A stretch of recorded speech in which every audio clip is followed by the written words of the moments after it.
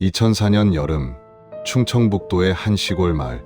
결혼한 지 넉 달밖에 되지 않은 신부가 어느 새벽 흔적도 없이 사라졌습니다. 휴대전화, 지갑, 외투, 출근 가방. 그녀가 매일 들고 다니던 모든 것이 집 안에 그대로 남아 있었습니다. 시댁은 말했습니다. 요즘 젊은 사람들 답답하면 그냥 나가버리기도 한다더라. 그렇게 사건은 가출로 처리되었고 그녀의 이름은 사람들 기억 속에서 점점 희미해져 갔습니다. 그러나 5년 뒤 예상치 못한 곳에서 진실의 실마리가 나타났습니다. 이야기를 시작하기 전에 잠깐만요. 구독과 좋아요는 잊혀진 이름을 기억하게 하는 작은 불빛이 됩니다. 이야기가 끝난 후 사건에 대한 여러분들의 생각을 댓글로 남겨주세요. 사라진 진실을 조용히 기록하는 곳. 그날 남겨진 기록입니다. 2004년 4월 17일 토요일, 충청북도 청주시에서 동쪽으로 약 25km 떨어진 중소도시 외곽의 한 마을에서 결혼식이 열렸습니다. 이 마을에서 박씨 집안은 꽤 알려진 이름이었습니다. 시아버지 박용태 씨는 1980년대 후반부터 목재자재 유통업을 시작해 2000년대 초반에는 건축자재 납품까지 사업을 확장한 인물이었습니다. 마을 입구에서 약 300m 들어간 곳에 위치한 그의 집은 2층 양옥의 넓은 마당과 별채 창고까지 갖추고 있었고 주변 사람들은 그 집을 박사장네라고 불렀습니다. 그날 결혼식의 신부는 한지연 씨였습니다. 당시 나이 33살, 인근 시내 종합병원에서 근무하는 내과 전문의였습니다. 지연 씨는 2002년부터 해당 병원에서 정식 전문의로 일하고 있었습니다. 결혼 후에도 병원으로 출퇴근하며 일을 계속할 계획이었고 집에서 병원까지의 거리는 차로 약 40분이었습니다. 마을 사람들 사이에서는 의사 며느리가 들어왔다는 소문이 빠르게 퍼졌습니다. 신랑 박성훈 씨는 당시 34살이었습니다. 아버지 사업을 돕고 있었지만 실질적인 경영에는 참여하지 않았습니다. 주변 사람들의 말에 따르면 그는 조용하고 내성적인 성격이었으며 아버지의 그늘 아래에서 크게 두각을 나타내지 않는 편이었다고 합니다. 결혼식이 끝난 뒤 지연 씨는 시댁에서 신혼생활을 시작했습니다. 시어머니는 이미 몇 년 전 지병으로 세상을 떠난 상태였고 집에는 시아버지와 남편 그리고 지연 씨 세 사람만 살게 되었습니다. 처음 몇 주간은 별다른 문제가 없어 보였습니다. 지연 씨는 매일 아침 7시경 집을 나서 병원으로 출근했고 저녁 19시에서 20시 사이에 귀가하는 규칙적인 생활을 이어갔습니다. 그러나 결혼 2달째에 접어들면서 지연 씨의 모습에 변화가 생기기 시작했습니다. 병원 동료였던 간호사 이모 씨는 나중에 이렇게 증언했습니다. 지연 선생님이 점점 말수가 줄어들더라고요. 예전에는 점심시간에 같이 밥 먹으면서 이런저런 이야기를 많이 했는데 어느 순간부터 혼자 식사하시는 날이 많아졌어요. 그리고 결혼 넉 달째가 되던 2004년 8월, 지연 씨는 어느 새벽 흔적도 없이 사라졌습니다.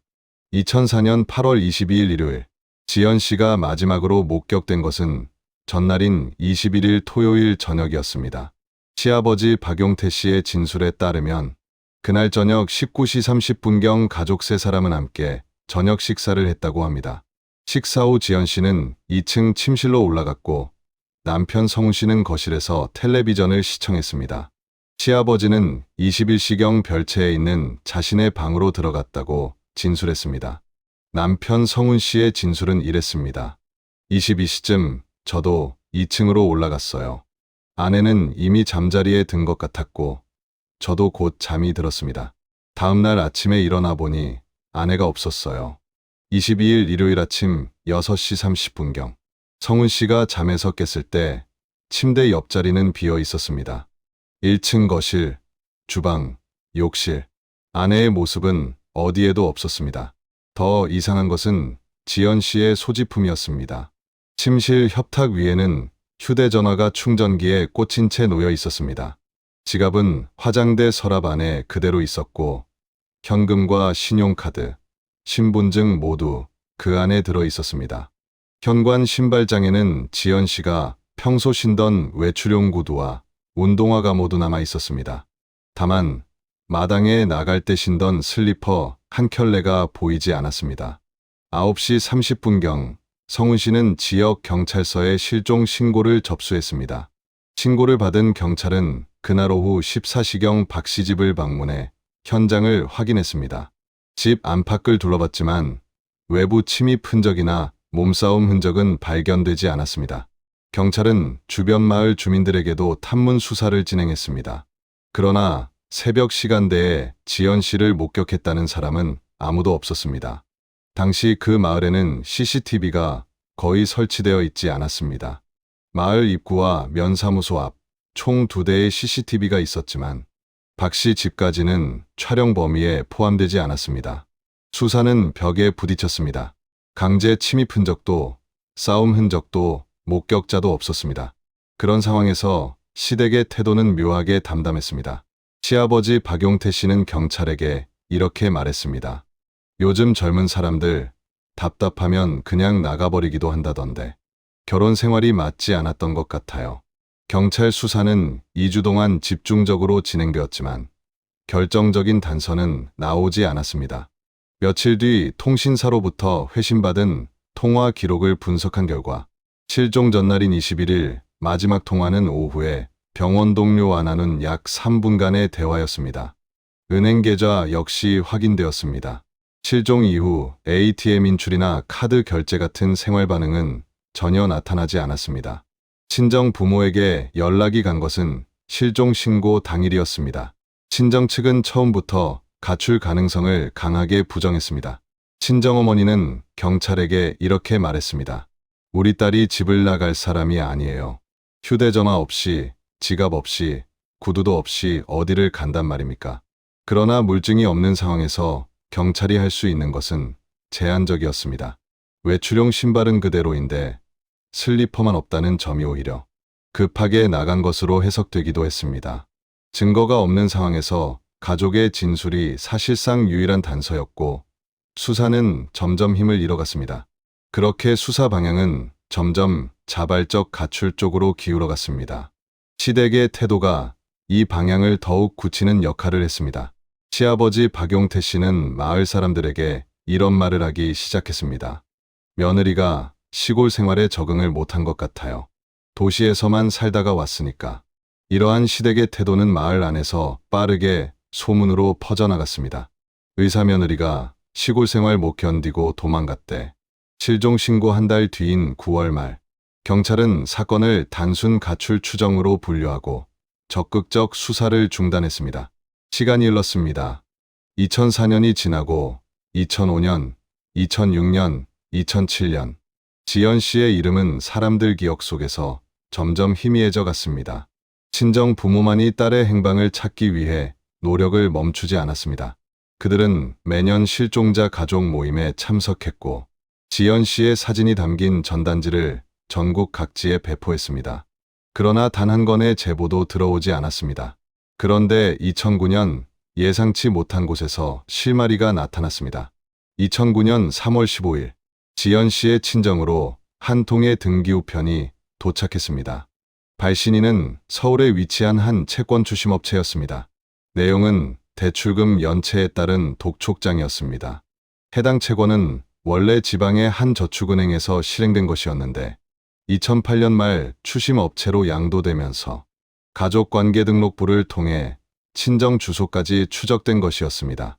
친정아버지 한모 씨는 서류를 확인하고 경악했습니다. 독촉장에는 지연 씨 명의로 된 대출 내역이 나열되어 있었습니다. 2004년 6월과 7월에 각각 3천만 원, 2천만 원이 실행되었고 이후 추가 약정과 대환을 통해 총 채무액이 1억 원을 넘어서 있었습니다. 연체 이자까지 합산하면 1억 7천만 원에 달했습니다. 더욱 이상한 것은 대출금의 흐름이었습니다. 서류를 확인한 결과 대출금 대부분이 시아버지 박용태 씨의 사업 계좌로 이체되어 있었습니다. 그리고 실종 이후인 2004년 10월, 2005년 3월, 2006년 1월에도 기존 대출에 대한 추가 약정과 한도 증액이 이루어져 있었습니다. 당시 일부 저축은행과 대부업체에서는 본인 확인 절차가 허술한 경우가 있었고 인감과 신분증 사본만으로 대리인을 통한 계약이 가능한 곳도 있었습니다. 친정아버지는 2009년 3월 18일 경찰서에 고소장을 제출했습니다. 경찰은 재수사에 착수했습니다. 필적 감정 결과 실종 이후에 작성된 약정서의 서명은 지연 씨의 필체와 일치하지 않았습니다. 재수사 과정에서 새로운 증언들도 나오기 시작했습니다. 지연 씨의 대학 동기였던 친구 김모 씨는 형사에게 이런 말을 했습니다. 지연이가 결혼하고 두세 달 지났을 때 저한테 전화한 적이 있어요. 그때 이런 말을 했어요. 내 이름으로 돈이 계속 쓰이고 있어. 시아버지가 사업 자금이 필요하다면서 내 명의로 대출을 받으셨대. 남편한테 말했더니 그냥 참고 넘어가자고 하더라. 수사관들은 점점 의심의 눈초리를 박 씨 집안에 돌리기 시작했습니다. 재수사가 시작되면서 수사관들은 남편 박성훈 씨의 생활에도 주목했습니다. 박성훈 씨는 지연 씨의 실종 이후 눈에 띄게 달라진 모습을 보이고 있었습니다.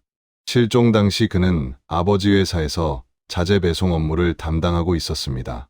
그러나 2005년경부터 그는 거의 일을 하지 않게 되었고 집에 틀어박혀 술에 의존하는 날이 늘어갔습니다. 성훈 씨의 고등학교 동창이었던 최모 씨는 이렇게 증언했습니다. 성훈이가 많이 변했어요. 예전에는 말수는 적어도 성실한 친구였는데 아내가 실종된 뒤로는 완전히 다른 사람이 됐어요. 더 주목할 만한 것은 성훈 씨가 술에 취했을 때 하던 말이었습니다. 마을 주민 정모 씨는 형사에게 이렇게 증언했습니다. 성훈이가 동네 가게에서 혼자 술을 마시고 있었는데 갑자기 혼잣말을 하더라고요. 그때 병원에 데려갔어야 했는데 하고요. 저는 무슨 말인지 몰라서 무슨 병원? 하고 물었는데 성훈이가 아무것도 아니야라고 하면서 자리를 떴어요. 수사관들은 성훈 씨를 몇 차례 소환해 조사를 진행했습니다. 성훈은 처음에는 모든 혐의를 부인했습니다. 그러나 취조가 계속되면서 성훈 씨의 진술에는 점점 모순이 드러나기 시작했습니다. 그러나 당시까지 확보된 증거만으로는 압수수색 영장을 발부받기에 부족했습니다. 그런데 2009년 5월 예상치 못한 신고가 경찰에 접수되었습니다. 2009년 5월 3일 밤 23시 15분경 박 씨 집 인근 주민 강모 씨가 경찰에 신고 전화를 걸었습니다. 박 사장 네 집 뒤뜰에서 계속 뭔가 태우고 있어요. 연기가 많이 나고 냄새도 이상해요. 신고를 받고 출동한 경찰관 2명이 현장에 도착한 것은 23시 40분경이었습니다. 집 뒤뜰에는 시아버지 박용태 씨가 서 있었고 그 앞에는 드럼통 하나가 놓여 있었습니다. 드럼통 안에서는 불길이 타오르고 있었고 종이 타는 냄새가 강하게 풍겼습니다. 경찰관들은 드럼통 안에서 완전히 타지 않은 서류 조각들을 발견했습니다. 분석 결과 일부 타다 남은 문서들 중에는 지연 씨 명의의 대출 관련 서류 사본이 포함되어 있었습니다. 그리고 한 장의 메모 조각이 수거되었습니다. 메모에는 손글씨로 이렇게 적혀 있었습니다. 더 이상 내 이름 쓰지 말라고 했잖아요. 필적 감정에서는 지연 씨의 필체와 유사하다는 소견이 나왔습니다. 경찰은 즉시 법원에 압수수색 영장을 신청했습니다. 영장은 2009년 5월 8일에 발부되었습니다. 5월 9일 아침 7시 수사관 8명과 감식반 4명으로 구성된 수색팀이 박 씨 집에 도착했습니다. 본체와 별체에서는 추가적인 서류들이 발견되었습니다. 시아버지 서재 캐비닛 깊숙한 곳에서 지연 씨 명의의 인감증명서 여러 통과 인감도장이 나왔습니다. 그러나 결정적인 발견은 창고에서 이루어졌습니다. 창고는 약 30제곱미터 규모의 단층 건물이었습니다. 감식반이 창고 바닥을 조사하던 중 한 가지 이상한 점을 발견했습니다. 창고 바닥 전체는 콘크리트로 마감되어 있었는데 한쪽 구석이 다른 부분과 색이 달랐습니다. 콘크리트가 최근에 새로 타설된 흔적이었습니다. 감식반은 해당 부분의 콘크리트를 걷어내기 시작했습니다. 약 40cm 깊이를 파내려갔을 때 흙 속에서 사람의 뼈로 보이는 것이 나타났습니다. 최종적으로 발굴된 것은 여성의 유골이었습니다. 신장은 생전 약 162cm로 추정되었으며 이는 지연 씨의 키와 일치했습니다. 유골과 함께 발견된 것은 두 가지였습니다. 하나는 금속 목걸이에 달린 하트 모양 펜던트였습니다. 펜던트 뒷면에는 HJY라는 이니셜이 새겨져 있었습니다. 또 하나는 백금 결혼 반지였습니다. 반지 안쪽에는 2004년 4월 17일이라는 날짜가 각인되어 있었습니다. DNA 감정 결과 유골은 한지연 씨의 것으로 확인되었습니다. 마을은 충격에 빠졌습니다. 그녀는 집을 떠난 것이 아니었습니다. 5년 동안 그녀는 자신이 살던 집 아래에 묻혀 있었던 것입니다. 유골 발견 직후 시아버지 박용태 씨와 남편 박성훈 씨는 긴급 체포되었습니다. 박용태 씨는 처음에 완강히 부인했습니다. 창고 바닥 공사는 제가 한 게 맞지만 그건 바닥이 갈라져서 보수한 것뿐입니다. 그러나 증거는 명확했습니다. 콘크리트 샘플 분석 결과 해당 부분은 2004년 8월 말에서 9월 초 사이에 타설된 것으로 추정되었습니다. 수사관들은 성훈에게 압박 수사를 진행했습니다. 3일간의 조사 끝에 성훈 씨는 결국 입을 열었습니다. 2004년 8월 21일 밤, 그날 저녁 식사 자리는 평온하지 않았습니다. 식사 도중 지연 씨가 시아버지에게 대출 문제를 언급했습니다. 아버님, 제 이름으로 된 대출, 이제 그만 갚아주셔야 할 것 같아요. 시아버지는 조금만 더 기다려라라고 대답했지만 지연 씨는 물러서지 않았습니다. 이미 6개월이 지났어요. 더 이상 제 이름 쓰지 마세요. 식사는 그렇게 끝났습니다. 그러나 그날 밤은 그것으로 끝나지 않았습니다. 23시 30분경 성훈 씨는 잠이 덜 깬 상태에서 1층에서 나는 소리에 눈을 떴습니다. 내려가 보니 거실에서 지연 씨와 시아버지가 마주하고 있었습니다.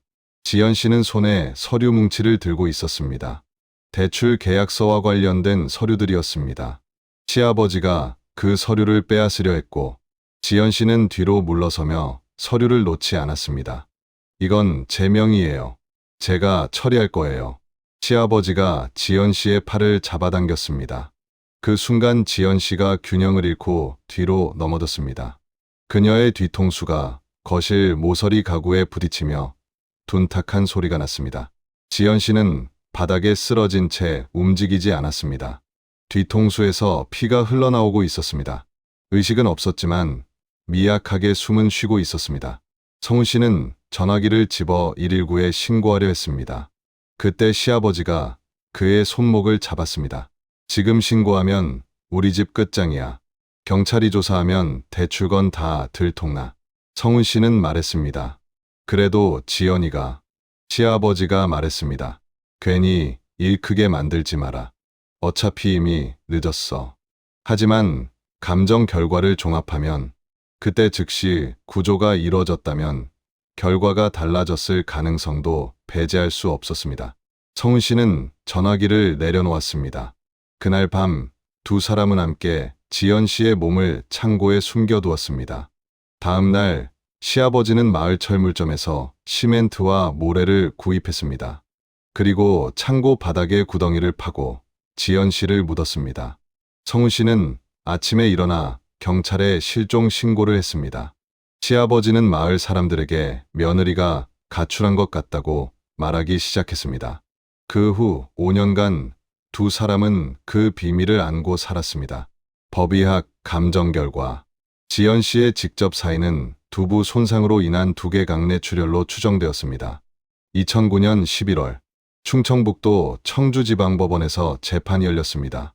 시아버지 박용태에게 적용된 혐의는 유기치사, 사체유기, 사문서위조, 사기, 횡령이었습니다. 남편 박성훈에게는 사체유기, 허위신고 혐의가 적용되었습니다. 재판 과정에서 박용태는 일부 혐의를 시인했지만 핵심적인 부분에서는 끝까지 변명을 늘어놓았습니다. 며느리를 죽이려고 한 것이 아닙니다. 서류를 빼앗으려다 넘어진 것은 사고였습니다. 그러나 재판부는 그의 주장을 받아들이지 않았습니다. 재판부는 이렇게 판단했습니다. 피고인은 피해자가 부상을 입고 쓰러진 상황에서 구호 의무를 저버리고 자신의 범죄 사실 은폐를 위해 피해자를 유기하였다. 이후 5년간 피해자의 명의를 도용하여 추가적인 금융 범죄를 저질렀으며 유족들에게 극심한 고통을 안겼다.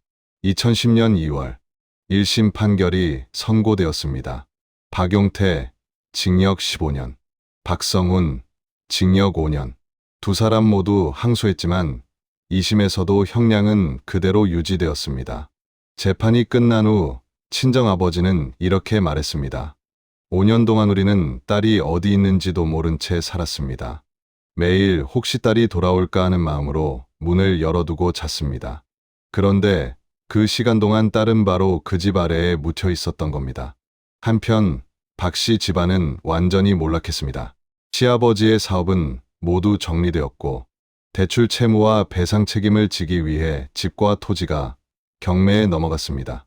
마을에서는 더 이상 박사장네라는 말을 꺼내는 사람이 없어졌습니다. 지금 그 집에는 아무도 살지 않습니다. 건물은 그대로 방치되어 있고 마당에는 잡초가 무성하게 자라 있습니다. 창고는 수사 이후 철거되었지만 그 터는 아직도 빈 공간으로 남아 있습니다. 마을 사람들은 가끔 이런 말을 합니다. 비 오는 밤이면 빈 창고가 있던 자리 쪽에서 누군가 바닥을 긁는 듯한 소리가 들린다고. 물론 그것은 소문일 뿐입니다. 하지만 그 소문이 전하는 것은 명확합니다. 지연 씨는 5년 동안 그 집 아래에서 누군가 자신을 찾아주기를 기다리고 있었다는 것. 그리고 끝내 그녀의 이름을 다시 불러준 것은 그녀를 죽음으로 몰고 간 바로 그 서류들이었다는 것. 사람들은 뒤늦게 깨달았습니다. 가장 무서운 범죄는 멀리 있는 괴물이 아니라 가족 안에서 시작될 수도 있다는 사실을. 이 이야기는 실제 사건에서 영감을 받아 재구성한 창작 콘텐츠입니다. 실존 인물 및 단체와는 무관하며 피해자 및 가족분들께 깊은 존경과 위로의 마음을 전합니다. 시간은 흘러가지만 기록은 사라지지 않습니다. 그날 남겨진 기록은 오늘도 한 사람의 이야기를 남기고 잊힌 이야기를 다시 세상에 전하겠습니다. 여러분의 구독과 좋아요는 그 기억이 이어지게 하는 힘이 됩니다. 시청해 주셔서 감사합니다.